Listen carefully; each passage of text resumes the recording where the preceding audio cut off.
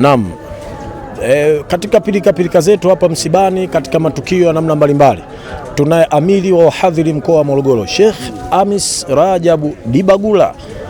Ana historia kubwa, tulieleza kwenye msiba pale, moja historia yake na maisha yake katika mizunguko ya dini. Sheikh Dibagula, asalamu alaykum. Wa alaykum salam wa rahmatullahi wa barakatuh.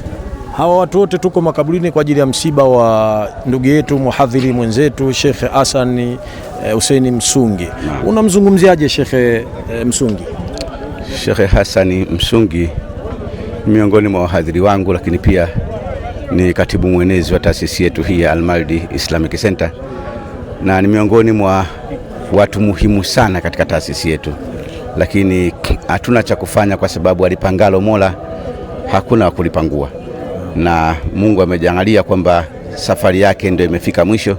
Basi tunabudi kumshukuru Mungu, tuendelee kuganga yajayo.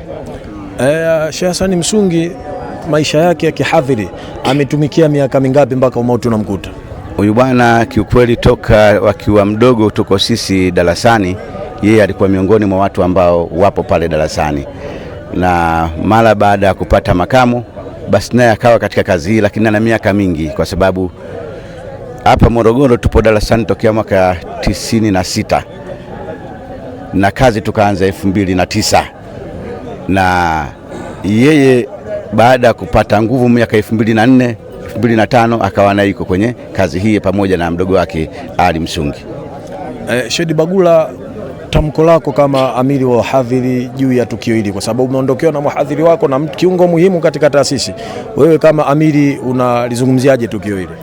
Tukio hili nilizungumzia kwa huzuni kubwa, na ni pengo kubwa sana kwetu limetupata, na kwa sababu kuna majukumu mengi ambayo tayari tulikuwa tumempa aweze kuyafanyia kazi.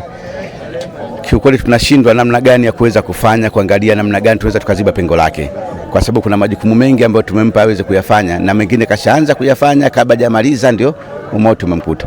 Lakini kama tunarudia kusema pale pale tu kwamba Mungu ametaka hiyo hivyo, na hatuna la kusema zaidi, lakini tutajipanga tu Mungu aweze kutujalia kuziba pengo lake inshallah.